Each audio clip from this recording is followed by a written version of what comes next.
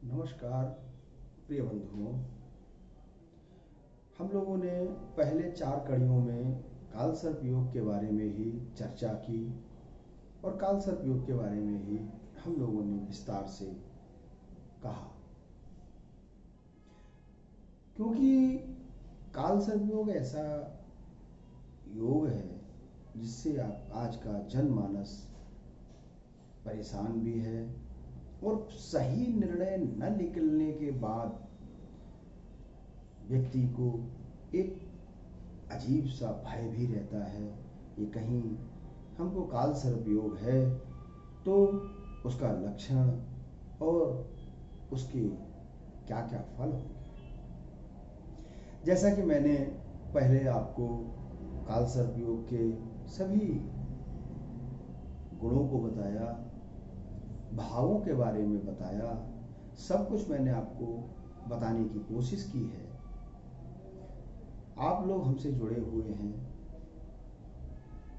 तो हमारा ये फर्ज है, हम आप लोगों को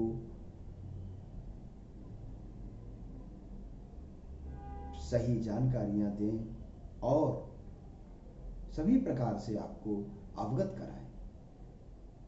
आज हम जो कालसर्प योग के निदान, लक्षण, उपाय और उसके दान आदि के बारे में बात करेंगे। काल मतलब यम, सर्प, सर्पाकार है इसलिए सर्प, और राहु और केतु से निर्माण होता है इसलिए राहु और केतु। विधिवत इसका अनुष्ठान करके इसको शांत किया जा सकता है। इसका लक्षण यह है, जब कालसर्प योग प्रारंभ होता है तो व्यक्ति को स्वप्न में सर्प दिखाई देते हैं। कार्यों में अथक परिश्रम करने के बावजूद भी लाभ नहीं मिलता। दूसरा, मानसिक तनाव, घर में कलेश और सभी प्रकार से दोषों का प्रारंभ होना, ये इसका प्रथम लक्षण है। हर कार्य में अवरोध पैदा करता है और सभी कार्यों को करने से पूर्व ही आपको सभी प्रकार से दिक्कतों का सामना करना पड़ता है। विवाह में विलंब होना और सभी प्रकार से कार्यों में विच्छेदन होना, विवाह विच्छेदन होना, ये सब इसके अशुभ लक्षण हैं। जैसे कालसर्प योग की महादशा, अंतरदशा में आप इसकी शांति की जा सकती है। राहु की महादशा 18 साल जीवन में रहती है। जिसके में क्रूर कालसर्प योग है, उसकी राहु की महादशा अत्यधिक कष्टप्रद निवृत्त होती है। और गोचर में हो, जब जब राहु गोचर में आएगा, केतु से इतना प्रभाव नहीं होता जितना राहु से प्रभाव होता है।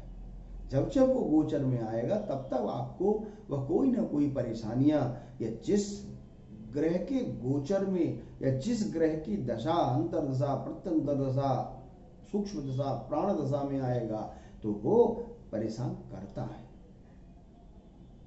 जातक को शारीरिक, मानसिक, पारिवारिक, आर्थिक, सामाजिक, व्यावसायिक सभी क्षेत्रों में कोई ना कोई परेशानी देता है।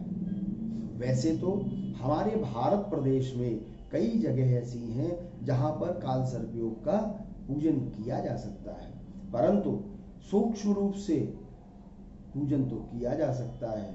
वैसे अगर परिवार में एक से ज्यादा कालसर्प योग हो तो घर पर ही इसकी पूर्णतः शांति करानी चाहिए, ब्राह्मणों को बुलाकर अनुष्ठान कराना चाहिए। भारत में जहां जहां स्थान, पवित्र स्थान हैं भगवान शिव के, वो सबसे पहला स्थान कालहस्ती शिव मंदिर है, जो कि तिरुपति बालाजी के पास है।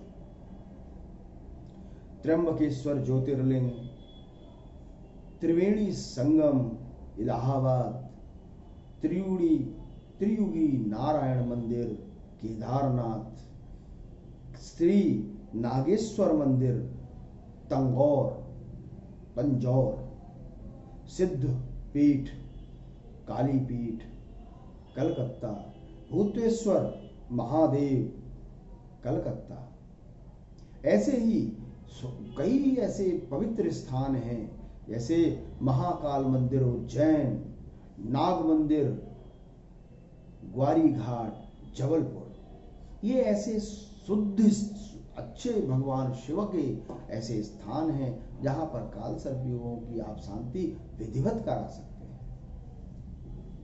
काल सर्प योग पवित्र नदी के तट पर, नदी संगम में, किनारे नदी के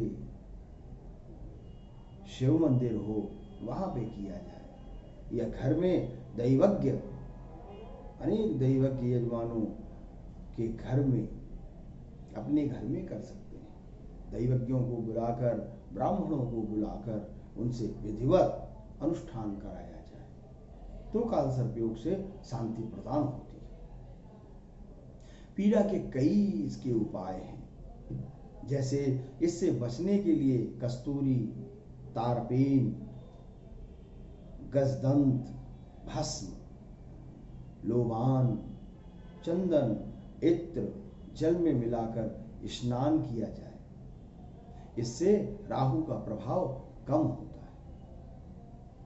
नक्षत्र, इसके लिए नक्षत्र, योग, दिन, दशा और समय का विशेष ध्यान देना चाहिए। ये नहीं है कि जो मैं आपको वस्तु बता रहा हूं, जैसे कस्तूरी, तारपीन और आपका गजदंत भस्म, लोबान, चंदन का इत्र, ये सब आप रोज स्नान करें। इसमें दैवज्ञ से सहायता लेनी आवश्यक है, क्योंकि औषधि भी तब प्रभावी होती है जब उसका सही से उपचार और सही से उसका समय और वैद्यों के द्वारा किया जाए।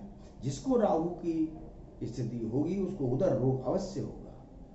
पहले के वैद्य भी, वैद्याचार्य भी ज्योतिष की सहायता लेते थे, और जब ज्योतिष की सहायता लेकर के आप उपचार करेंगे तो आपको शीघ्र लाभ मिलेगा, इसमें कोई संदेह नहीं।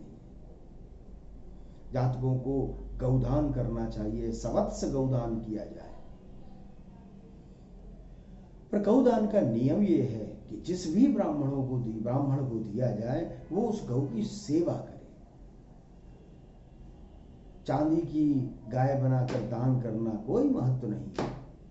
गाय का दान एक पुत्री की तरह किया जाए।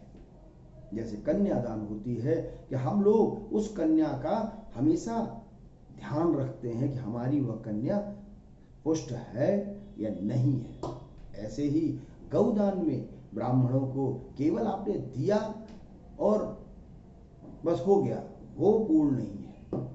आपका ये पहला कर्तव्य है कि आपकी गौ जो आपने दान की है वो पुष्ट है, सुखी है या नहीं है, तभी गौदान का पूर्णतः फल भी है और सुख भी है। उससे सभी प्रकार के ग्रहों की शांति होती है, सभी प्रकार से सुख, समृद्धि, ऐश्वर्य प्राप्त होता है। और आपने गौ को केवल दान किया है तो आपको कुछ नहीं मिलता, केवल गौदान का थोड़ा सा फल जरूर मिलेगा, उससे कोई फर्क नहीं पड़ता। राहु का दान किया जाए, जैसे सरसों का तेल, सीसा, काला तिल, कंबल, तलवार, स्वर्ण, नीला वस्त्र, सूप, गोमेद, काले पुष्प और अभ्रक सहित दक्षिणा ब्राह्मण को दी जाए। परंतु जिस ब्राह्मण को यह दक्षिणा दी जाए वो तांबूल या तमाकू न खाता हो, क्योंकि तमाकू की उत्पत्ति शुभ नहीं है। तंबाकू खाने वाले का दान लेना और देना दोनों ही निरर्थक हैं। इसलिए यह जरूर विशेष ध्यान रखें कि आप ऐसे को दान पात्र में, ऐसे पात्र में दान रख दीजिए या ऐसे ब्राह्मण को दान दीजिए जो कि सार्थक, बड़े बड़े विद्वान ब्राह्मण हैं हमारे इस युग में, इस क्षेत्र में। इसलिए यह विशेष और शिव आराधना सर्वोत्तम है। भगवान शिव की आराधना से बढ़िया और सबसे अच्छा उपाय कोई नहीं। काल सर्पयोग की शांति बहते हुए जल में दूध से पूरित जल, पात्र, कांसे का पात्र जल के किनारे नाग नागिन के जोड़े से सहित प्रभावित किया जाए, ये पहला उपाय। दूसरा, तीर्थराज प्रयाग में तर्पण श्राद्ध कर्म संपन्न किया जाए, ये दूसरा उपाय। काल सर्पयोग की शांति के लिए राहु की शांति का उपाय जिस समय दैवज्ञ लोग बताएं, ब्राह्मण लोग बताएं, उस समय उस काल में करना चाहिए। संध्या काल में, रात्रि काल में राहु का जाप पूर्णतः करना चाहिए। वैदिक है तो 1 गुना और तांत्रिक है यानी बीज मंत्र से संपन्न अगर मंत्र है, भ्राम ह्रीम भ्रौम सह राहवे नमः, वो है तो उसका 80,000 जाप सिद्धांत सहित किया जाए। दूसरा, भगवान नवनागों का जो स्तोत्र है उसका पाठ करें, नित्य पाठ करें तो काल सर्पयोग स्वतः ही प्रभावहीन हो जाता है।